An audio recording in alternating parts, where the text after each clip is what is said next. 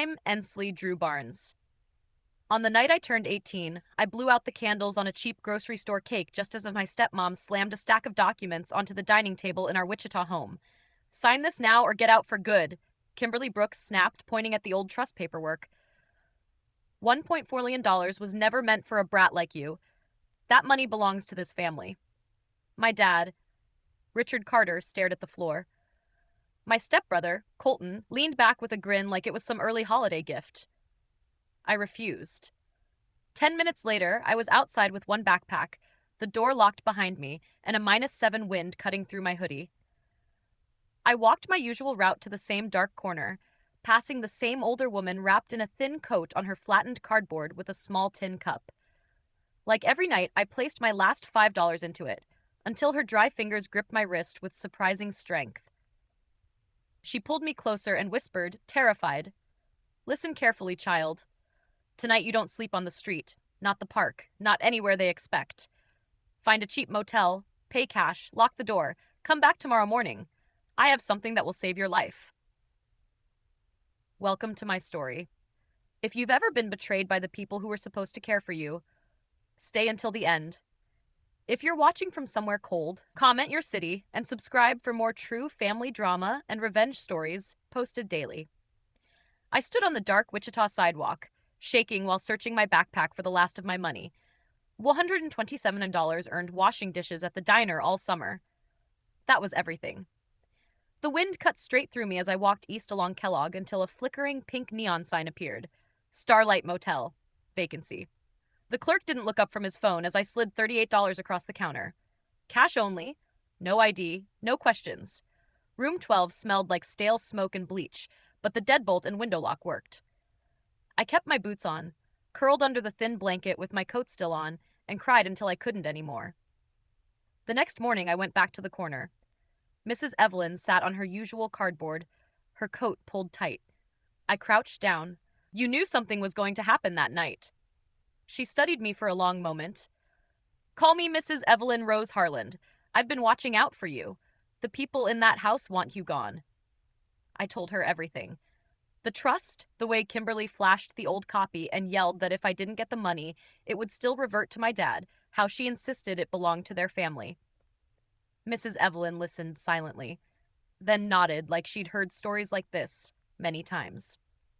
That afternoon, I walked from the park to the 24-hour quick trip and begged the manager for any available shift. He hired me immediately for overnight cashier work. $10 an hour, cash, no paperwork. The first real pay wouldn't come for 2 weeks, but I needed any income. The nights settled into a routine.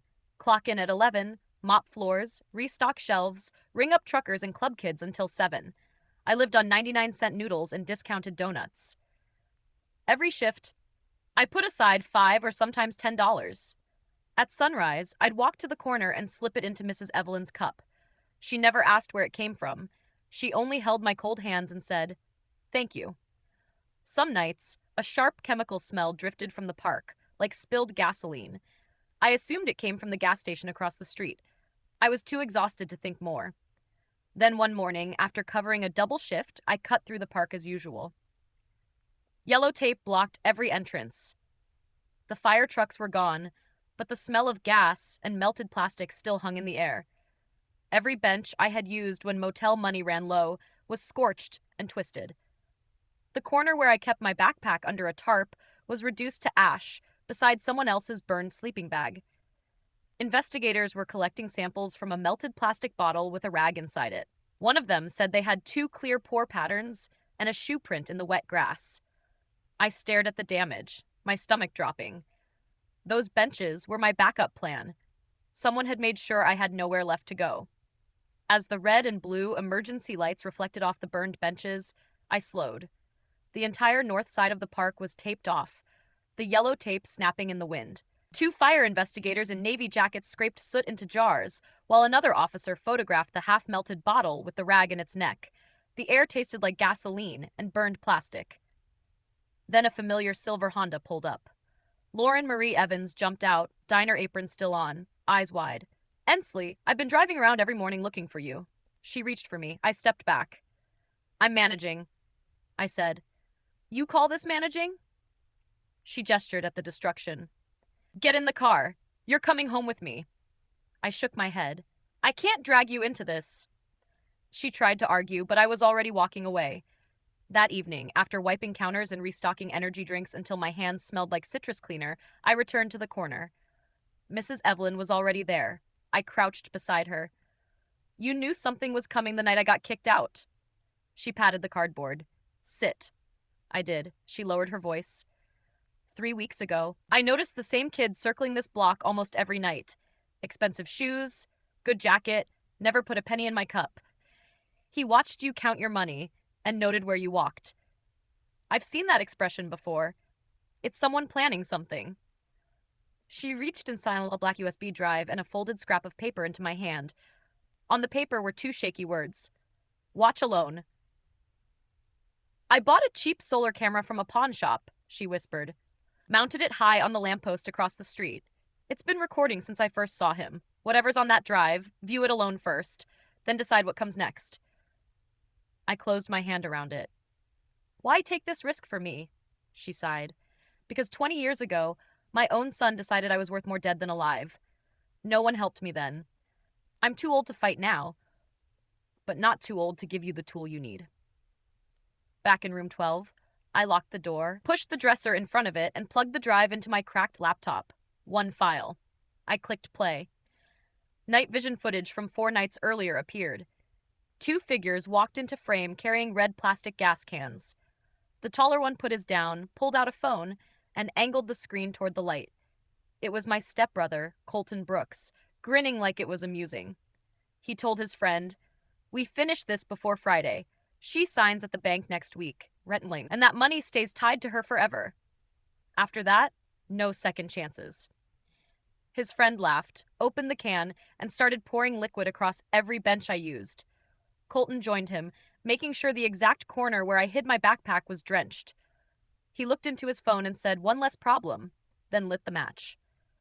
I watched the video 3 times, my heartbeat pounding so loudly I thought the neighbors might hear. Every frame was evidence. Every word showed intent. I sat frozen on the edge of the bed, hands shaking so badly that an empty plastic cup slipped and cracked on the tile. The video kept playing.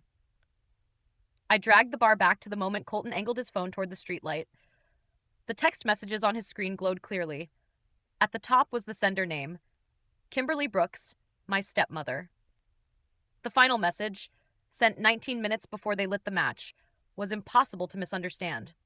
The trust clause was clear. If I didn't claim the funds before the signing date, the entire amount would revert to my father. Kimberly's message read, "Do it fast and clean.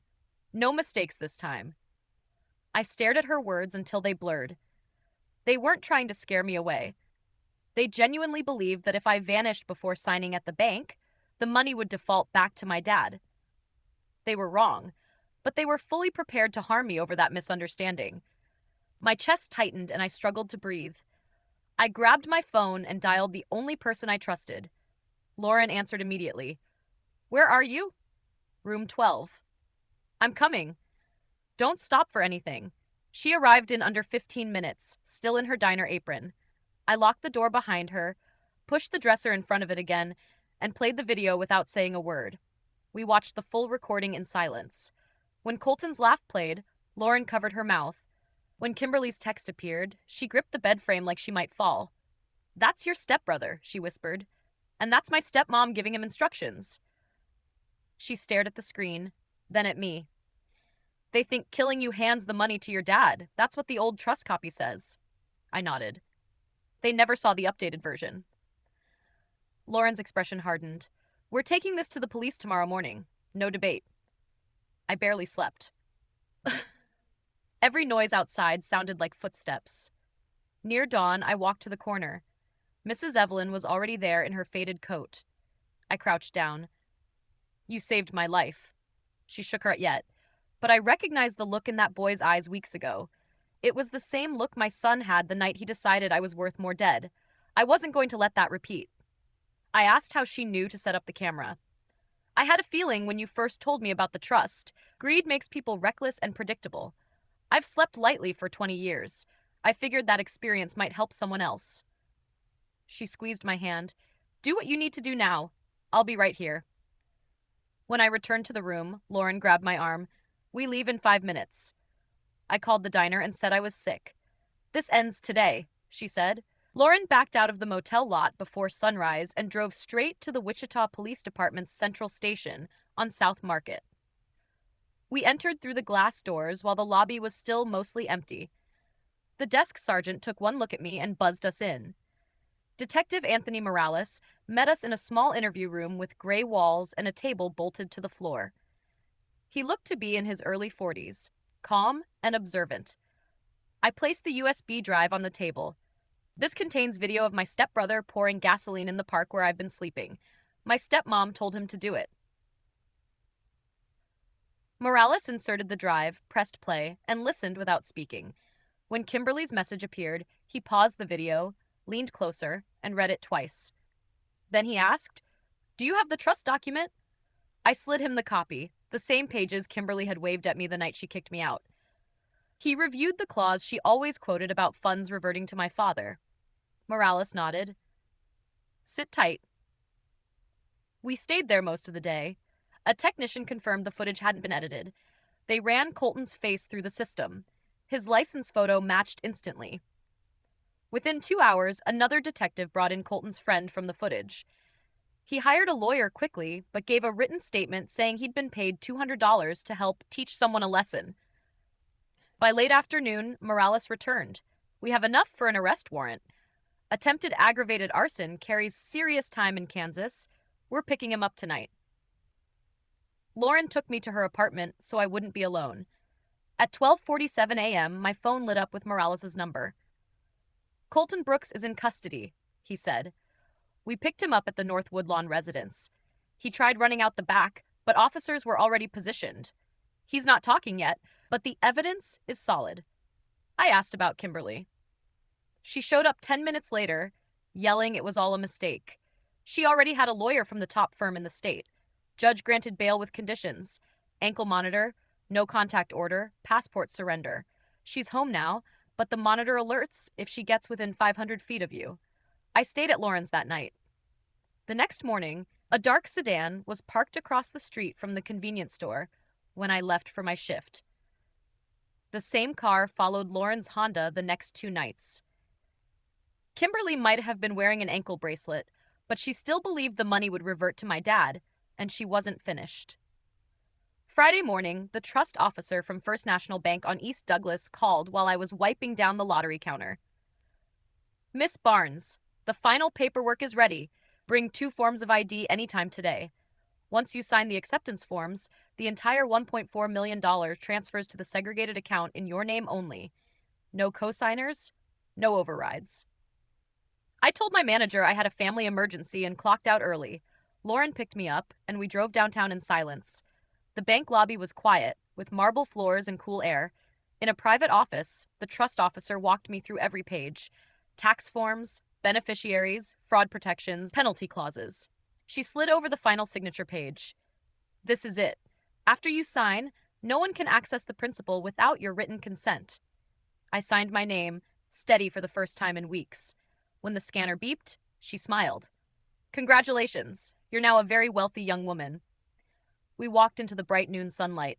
My new debit card felt unfamiliar in my pocket.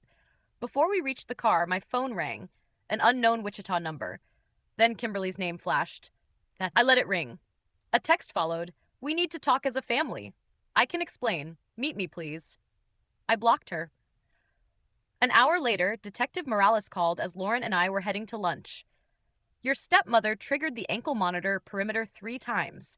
She hired a private investigator from Topeka. He's been watching the convenience store and Lauren's apartment. We caught him on traffic cameras switching vehicles. Officers are bringing him in for questioning." I thanked him and hung up, my hands cold despite the heat. That night, I worked closing alone. At 11:03, the last customer left. I locked the doors, counted the drawer, and turned off the neon sign. The back lot was nearly empty, just 2 semis under the floodlights. I had my keys ready and walked toward Lauren's car when a black Chevy Suburban pulled in quickly and cut me off. The driver lowered the window. A man in a dark windbreaker leaned out, face partly hidden, and held out a phone. Kimberly's voice came through, low and sharp. Drop the charges, Ensley. Sign the money over to your father like the trust intended, and this ends. Keep pushing, and next time you won't get a warning. I backed up until I hit the cinder block wall. The man kept holding the phone. I took my own cell from my apron, pressed the speed dial Morales had set up, switched it to speaker, and made sure the man heard every word. Detective, I'm in the east lot of the 24-hour store on Kellogg. Black suburban Kansas plates starting with Tango 49er. Your runner is delivering a threat on behalf of Kimberly Brooks at this moment. Morales' voice came through steady and focused. Stay exactly where you are. Units will be there in 90 seconds. The Suburban's engine revved, tires skidded as it reversed hard, clipped a dumpster, and sped toward the on-ramp. I stood under the buzzing light, pulse heavy in my ears, realizing the situation had escalated again. Sirens filled the air before the Suburban even reached the ramp. 3 unmarked cars and 2 patrol units boxed it in at the I-135 interchange. The driver tried to cross the median, but didn't get far. An officer brought him down on the asphalt within seconds. Inside the vehicle, they recovered the burner phone still warm from Kimberly's call, a printed Google Maps page with the convenience store circled in red, and an envelope with $5,000 in hundreds held by a rubber band with a handwritten note that read, "Final warning. No mistakes." Lauren and I reached the station just after 2 in the morning to give statements. By sunrise, the hired driver had already signed a full confession, contacted by my stepmother 2 days earlier, and instructed to intimidate me so I would drop every charge. He even provided the original text thread from Kimberly explaining exactly what he was supposed to say. The duty judge revoked her bail at 3:17 a.m. Officers arrived at the North Woodlawn house before the streetlights turned off. This time, there was no expensive attorney waiting. Kimberly was processed in an orange jumpsuit and taken to Sedgwick County Jail. The prosecutor added felony witness tampering and criminal threat to her existing charges. Every joint account tied to my father was frozen by noon. A lien hit the property the same day. Richard Carter appeared at the Starlight Motel 36 hours later. He looked exhausted, shirt wrinkled, eyes red, hands shaking as he stood in the lobby doorway. The night clerk buzzed my room. I almost told him to send my father away, but instead I went downstairs. He fell to his knees as soon as he saw me, right between the ice machine and the vending machine. "Ensley, please," he said, voice strained. "Drop the charges. Kimberly and Colton made mistakes, but they're still family. I never wanted anyone harmed. I just wanted things to stay how they were." I looked down at him. "You said nothing the night she threw me out with nothing. You read the same trust copy. You let them believe if I vanished, the money would come to you." He whispered, tears cutting lines through the stubble on his face. "I thought we could repair it. I didn't think they'd actually—" "But you didn't stop them," I said. He reached for my hand. I stepped back. "You based everything on one paragraph you barely understood. You were wrong from day one, and now it's too late." Security arrived. 2 officers helped him to his feet. He didn't resist, only repeated my name as they guided him outside. I watched him sit in his pickup for nearly half an hour, forehead resting on the steering wheel, before driving away. Months later, I stood outside the main courtroom at the Sedgwick County Courthouse, hands in the pockets of a new coat that finally kept the Kansas wind out. Inside, the gallery was nearly empty. Just a couple of reporters and Lauren beside me. The judge read the verdicts in a calm voice. Kimberly Brooks received 7 years for felony witness tampering, criminal threat, and conspiracy to commit aggravated arson. Colton Brooks received 5 years in juvenile custody until he turned 21, followed by automatic transfer to adult prison. The North Woodlawn house was sold at sheriff's auction soon after. My father lost everything except the old pickup he used to reach low-wage jobs that barely covered rent on a 1-bedroom near the river. I used part of the trust to move Mrs. Evelyn Rose Heron into Sunrise Meadows, the best assisted living facility outside Wichita. Private room, large windows, fresh flowers each week, and 3 restaurant-style meals a day. The first time she walked through the garden path wearing real shoes instead of plastic bags, she cried so hard the nurse thought something was wrong. Lauren moved into the spare room of the small house I purchased on South Hydraulic. She left the diner and enrolled full-time at Wichita State with the scholarship I created for her, and we painted the walls in bright colors that didn't remind either of us of motels or jail corridors. On the final day of testimony, the trust attorney from First National took the stand to enter the official document into the record. He read the clause my grandfather added quietly when I was 16, the one Kimberly and my father never knew about.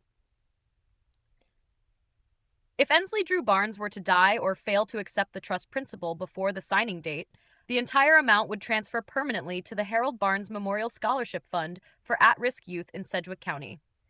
No portion would return to Richard Carter or any other family member under any circumstances. Kimberly's expression collapsed. She stared at the page as if it had struck her. The courtroom stayed silent except for the soft thud of the judge's gavel confirming the exhibit. After sentencing, deputies led her past me in restraints. She stopped and glared. "That money was supposed to be ours," she said. I looked at her. "You tried to harm me over money that was never meant for you. Greed cost you everything. That's the consequence." I walked out into the Kansas sunlight without looking back. Sometimes support comes from people who owe you nothing when family fails to act. Sometimes the ones who share your blood are the ones who cause the most damage. Real family is the one you choose, and the ones who choose you in return. Mrs. Evelyn taught me that with $5 and a warning. Lauren proved it every day. And I learned that no amount of money is worth compromising your integrity. If someone in your life has shown you what real family looks like, even if they weren't the family you were born into, drop your city in the comments and share their name. Let's remind each other that kindness finds its way back, even when everything else falls apart.